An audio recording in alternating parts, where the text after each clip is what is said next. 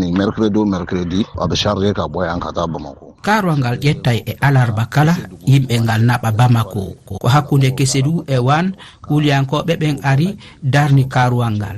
ɓe kippini rewɓe ɓen e fayɓe ɓen caggal ɗum ɓe yaade worɓe ɓen e karuwal ngal worɓe ɓen no ɗuuɗi sabu ɓe yonay 50 kono ɓe accutuno ɓe jeyanoka Sofara woodi jeyaɓe Sofara ɓe ɓen kuliyankoɓe acciti mi andano ko fi honɗum ɓe acciti ɓe e o sayɗo sabu ɗin alhaali yimɓe Sofara ala suusude yaade e luumoji kawtalɓe maɓɓe fof no huli